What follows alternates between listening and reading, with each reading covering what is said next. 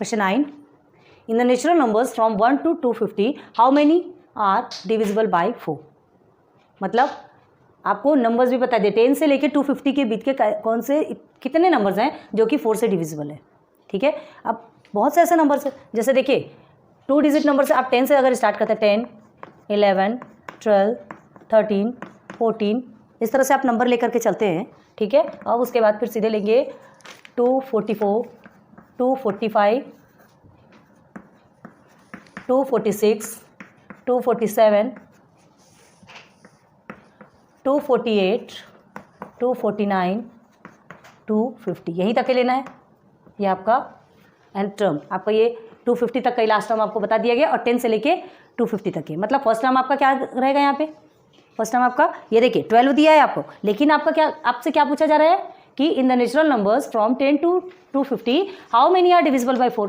ठीक है, तो आप क्या करेंगे, डिविजिबल बाय 4 लेंगे तो आपका जो ए है जो फर्स्ट टर्म है जो 4 से जो डिविजिबल है वही तो आपका फर्स्ट आएगा ना। तो सबसे पहले कुछ नंबर्स तो आपको मालूम है, 12 मालूम है, 12 to 14, उसके बाद फिर 20, ये सब चीज़ें मालूम है आपको। लेकिन बड़े नंबर्स के लिए टेस्ट ऑफ डिविजिबिलिटी ऑफ 4 पता है क्या आपको, बहुत सारे ऐसे जो बड़े नंबर्स रहते हैं वो 4 से डिवाइड होते हैं। ये कैसे फाइंड किया जाता है, अगर उसके पीछे के 2 डिजिट क्या होते हैं 4 से डिवाइड होते हैं तो वो बड़ा नंबर एनी हाउ डिवाइड होगा। अब देखो जैसे ये 250 है, 250 में 50 को लो, 50 4 से डिवाइड होता क्या, नहीं होता, तो ये 4 के टेबल में नहीं आएगा। 49 भी नहीं होता, 48 होता है, 4 1 4, 4 2 है ना, 4 12 48 होता है, मतलब 248 4 से डिवाइड होगा। 47 भी नहीं होगा, ठीक है, और 46 होता क्या, नहीं होता, 45 भी नहीं होता, 244 होता है, 44 होता है तो 244 भी डिवाइड होगा। टेस्ट ऑफ डिविजिबिलिटी ऑफ 4 अगर आपको मालूम होगा ये रूल तब आप इजीली सॉल्व कर सकते हैं। ठीक है, और 2 डिजिट के तो आपको बहुत सारे मालूम है। तो चलो, लेकिन हमको क्या फाइंड करना है, how many are divisible by 4। Example में भी ये क्वेश्चन हमने ऑलरेडी सॉल्व करवाया आपको, तो इसको लिखना कैसे समझेंगे। छोटे नंबर हमने क्या करना, छोटे नंबर आपको पता है, बड़े नंबर आपको पीछे के 2 डिजिट नंबर देखो, पीछे के 2 डिजिट नंबर अगर 4 से डिवाइड होते हैं मतलब वो नंबर भी आपका 4 से डिवाइड होगा। क्लियर हो गया यहाँ तक।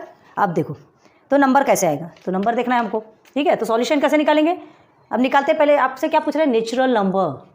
नेचुरल नंबर कहाँ से स्टार्ट होता है, 1 से स्टार्ट होता है। ठीक है, तो क्या लिखेंगे, solution the natural number from 10 to 250। ठीक है, डिविजिबल बाय 4 आर। इसे हम रब करते हैं क्योंकि ये तो हमने आपको समझाने के लिए बताया था, है ना। सीक्वेंस में कैसे लिखना है ये देखो, तो कौन कौन से, चलो बताओ। सबसे पहले तो 12 है ना, 4 3 12, आपसे 10 से 250 के बीच में हो रहा है तो 10 के बाद तो 12 आएगा। 4 3 12, 4 4 16, 4 5 20, 4 6 24, ऐसा ही आएगा ना, ऐसे ही आएगा। और फिर ऐसा करते करते करते और कौन सा आएगा, 244 एंड 248। क्लियर है ना। आपका फर्स्ट टर्म 10 नहीं होगा, याद रखना, 4 के डिविजिबल बोल रहा है, तो अब आपका फर्स्ट टर्म क्या कहलाएगा, 12। क्लियर है, फर्स्ट टर्म हमारा 12 कहलाएगा। और हमको कॉमन डिफरेंस निकाला, तो कॉमन डिफरेंस आपका क्या आएगा, ऑब्वियसली 4 आएगा भाई। 4 का डिविजिबल है तो 4 4 का ही डिफरेंस होगा ना, 4 4 का ही डिफरेंस होगा। अब आपको टीएन क्या मिला हुआ है, टीएन आपको ऑलरेडी मिला हुआ है 248। आपको पूछा गया ना 248, मतलब जो नंबर है एंड टर्म में जो नंबर है वो 248 है, मतलब आपको टीएन ऑलरेडी मिला हुआ है। ठीक है, तो क्या लिखेंगे, but the above sequence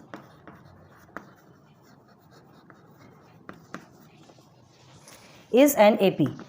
AP है, एरिथमेटिक प्रोग्रेशन है विथ, देखिए ए इज इक्वल टू क्या है यहाँ पे 12, ठीक, and D is equal to T2 minus T1 करेंगे। डायरेक्ट हम 4 भी लिख सकते हैं, लेकिन आपको कंफ्यूजन दूर करने के लिए देखिए 16 माइनस 12 इज इक्वल टू क्या होगा, 16 आपका T2 है, T1 आपका 12 है, इज इक्वल टू 4, तो D इज इक्वल टू 4 आ गया। ठीक है, तो लिख लेते हैं यहाँ पे, चलो अच्छे से लिखते हैं, D इज इक्वल टू 4। अब क्या चाहिए आपको, ये TN इज इक्वल टू 248। यहाँ तक की चीज़ें क्लियर हो गई, अच्छे से देख लो। ठीक है, TN आपको मिला हुआ है ना 248। अब देखो क्या करना है, now TN is equal to A plus n minus 1 d। a की वैल्यू क्या है आपकी 12 प्लस tn आपको कितना मिला हुआ है 248, ध्यान रखो ठीक है 248। हमको टर्म नहीं पता, जो टर्म निकाल रहे हैं in the sense total number निकलेगा आपका कि 4 से कितने नंबर्स डिविजिबल होते हैं, ठीक है। तो जो टर्म निकलेगा ये कौन से टर्म में है ये समझ में आएगा, तो उतने ही नंबर आप 4 से डिविजिबल होंगे। ओके, तो चलो n माइनस 1 d क्या है, d is 4। Clear. Now 248 is equal to 12 plus 4n minus 4। यहाँ तक क्लियर हुआ, यहाँ तक क्लियर हुआ। अब आगे देखो,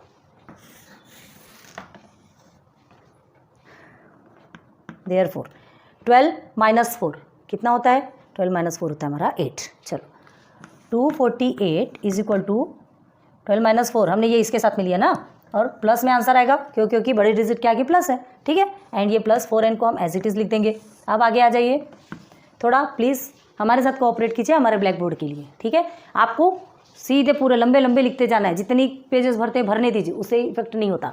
नाउ अब देखो क्या करना है, ये जो नंबर है इस नंबर के साथ में सॉल्यूशन इसका हो सकता है। 4n को हम एज इट इज़ रखते हैं, 248 minus 8 is equal to 4n। क्यों हमने माइनस में लिया, क्योंकि इक्वल की इस साइड आएगा तो वो माइनस में होगा, प्लस है ना, क्योंकि 8 यहाँ पर प्लस में है, यहाँ आके माइनस, तो ये हो गया आपका 240 इज इक्वल टू 4n। अब ये आप सॉल्व कर सकते हैं, हमको n की वैल्यू निकालना है, तो ये 4 को हटाना पड़ेगा, तो ये 4 मल्टीप्लिकेशन पे तो डिवाइडेशन पे चला गया, देन 4 1 ज़ा 4। अब बोलो कितना होता है, 4 6 ज़ा 24, ठीक है। ये हो गया 60 इज इक्वल टू n, और जिसे हम कैसे लिख सकते हैं, n इज इक्वल टू 60। मतलब हमको कौन सा टर्म 60 मिल गया, n इज इक्वल टू 60 मिल गया। तो ये 60 क्या है, इतने नंबर 4 से डिविजिबल होने वाले नंबर टोटल कितने होंगे 60, कितने के बीच के, 10 से लेके 250 के बीच। 10 से लेके 250 के बीच आपको 4 से डिविजिबल होने वाले कितने नंबर ये आपको फाइंड करना है, तो आपको ये प्रोसीजर यूज़ करना पड़ेगा। क्लियर हो गया। तो आंसर इसका कैसे लिखेंगे, यहाँ लिखते हैं, therefore there are 60 natural number, ठीक है, from 10 to 250 which are divisible by 4।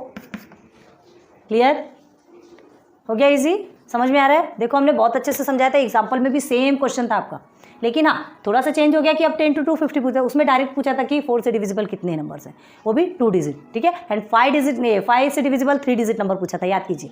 अब इसमें कुछ नंबर्स दे दिए, सॉल्व तो वही है आपको प्रोसीजर, लेकिन बस इतना ध्यान रखना है कि 10 to 150 तो आप 10 को क्या नहीं मानेंगे, फर्स्ट टर्म नहीं मानेंगे। आपसे 4 से डिविजिबल पूछ रहा है, मतलब 4 से डिविजिबल आपका 12 है, तो 12 आपका ए कहलाएगा, in the sense first term कहलाएगा। क्लियर हो गया। अच्छे से देख लीजिए इसे एक बार। चलिए क्वेश्चन नंबर 10 3.2 का लास्ट क्वेश्चन, ठीक है। In an AP 17th term is 7 more then it's 10th term. 17th term is 7 more then 10th term. कैसा होगा, 17th term is 7 more then 10th term. ये 17th term 7 more than 10 term, मतलब ये इसके बराबर होगा, ये इतना पूरा होगा तब ये 1 होगा। समझ आ गया है ना, ऐसा इक्वेशन बनेगा। क्लियर हो रहा। तो हमको देख क्या करना है, 17 टर्म और 10th टर्म तो पहले फाइंड करना है, 17 टर्म और 10th टर्म फाइंड करना है, तब हमको समझ में आएगा कि 7 मोर कितना ज़्यादा है। हमें ना तो हमको कोई नंबर, हाँ इन एन एपी है, ये आपको पता है, एपी पता है आपको, फाइंड द कॉमन डिफरेंस, आपको कॉमन डिफरेंस उसमें से निकालना है, कॉमन डिफरेंस को फाइंड करना है आपको। फर्स्ट टर्म इसमें दिया नहीं, 17 टर्म है और 10th टर्म है, 17 टर्म 10th टर्म से साथ जाता है। क्लियर हो गया। तो ये चीज़ हमको पता है, तो हम इसका आंसर लिखेंगे कैसे। देखो हमको फर्स्ट टर्म भी नहीं पता, ठीक है, कॉमन डिफरेंस भी नहीं पता, तो सबको हम क्या ले लेंगे, डी और ए, मतलब लेट, वही लेते हैं ना, let A B the first term, let A B the first term. Okay, A को फर्स्ट टर्म मान लिया, and D be the common difference,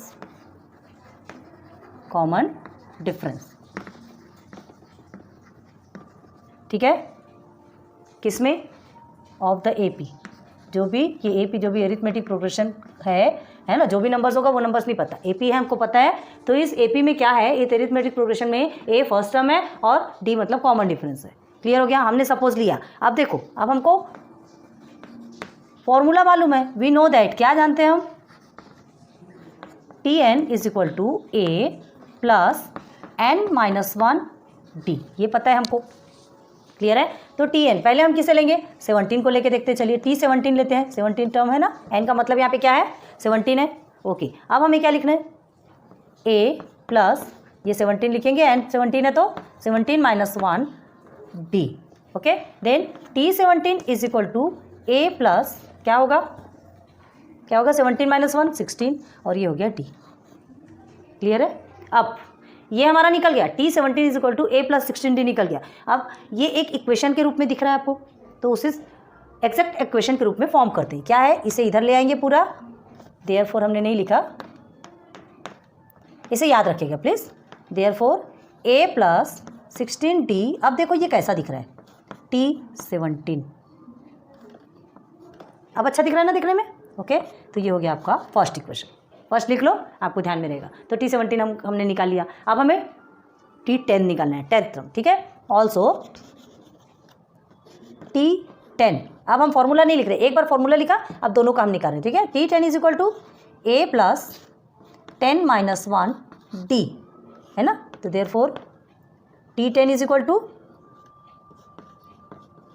A plus 9D, 10-1 9 होता है, ये हो गया 9D। क्लियर है, अब हमें क्या करना है, जैसे हमने इसे सिस्टम से लिखा, जैसे इसे सुंदर बनाने के लिए, अच्छा दिखने के लिए इसे लिखा, बस वैसे ही इसको भी लिखना है। तो लिखेंगे therefore A plus 9D is equal to T10। ये आपका कौन सा इक्वेशन बन गया, सेकेंड इक्वेशन बन गया। समझ आ गया। अब एक इक्वेशन मिला एंड सेकेंड इक्वेशन मिला, T17 मिला, T10 मिला, किस फॉर्म में मिला ये आप देख रहे हैं, प्लस 16D और एक है A प्लस 9D के फॉर्म में। अब according to the given condition क्या है, now according to the given condition, सबसे पहले हमने आपको समझाया था, याद करो, according to the given condition, देखो क्या बोल रहा है, कंडीशन क्या है यहाँ पे, कि जो 17 टर्म है ना, ये T17 जो है ना, वो किसके इक्वल है, किसके, +7। ठीक है, T17 7 ज़्यादा है किससे, T10 से। T17 7 ज़्यादा है T10 से, मतलब T10 प्लस 7 में को मिला के जितना आएगा वो किसके इक्वल होगा, T17 के इक्वल। ये आपका क्या है, कंडीशन है। ठीक है, तो क्या करेंगे, देयरफॉर आप क्या लिखेंगे, T17 भी आपको मिला है, T10 भी आपको मिला है, बस इसकी वैल्यू को सब्स्टिट्यूट करो। T17 क्या मिला है, देख लो, T17 A plus 16D, A plus 16D। Easy लग रहा है ना, बहुत मज़ा आती है ऐसे इक्वेशंस को सॉल्व करने में। अभी आप ये देखने से कंफ्यूज हो गए होंगे, लेकिन अभी हमने आपको क्या था, T17 और T10 मिला है, दोनों की वैल्यू को सब्स्टिट्यूट कर दो। अब T10 की वैल्यू क्या मिली आपको, A प्लस 9D, लिख लीजिए A प्लस 9D, और ये प्लस 7 हमारा यही रहेगा।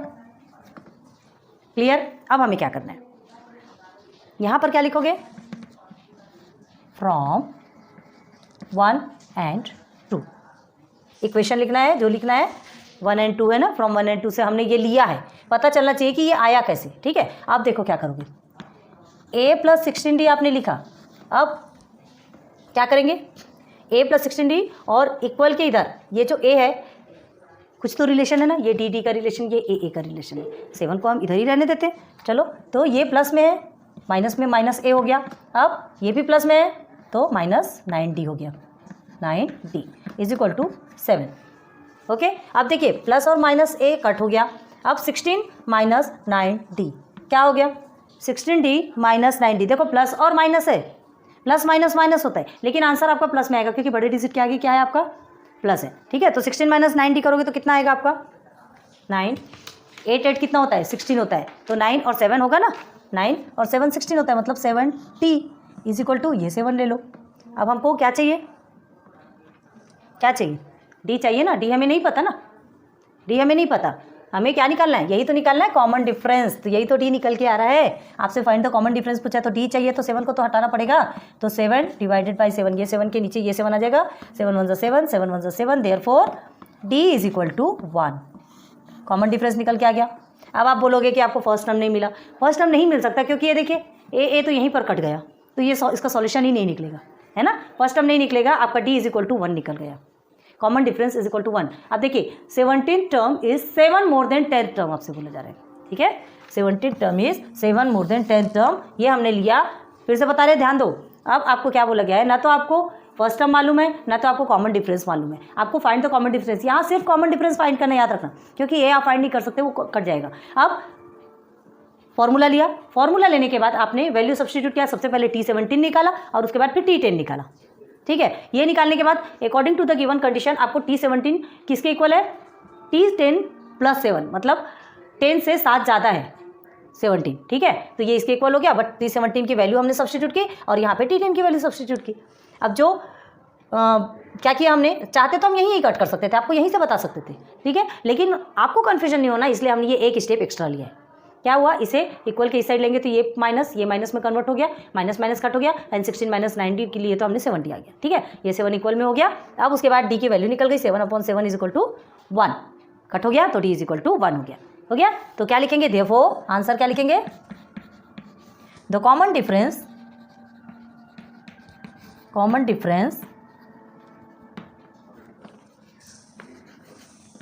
Of the given AP is क्या है, 1 है। इजी, देखिए हमने कुछ पार्ट में लिखा है, आप सीधे सीधे लिखिएगा, ठीक है।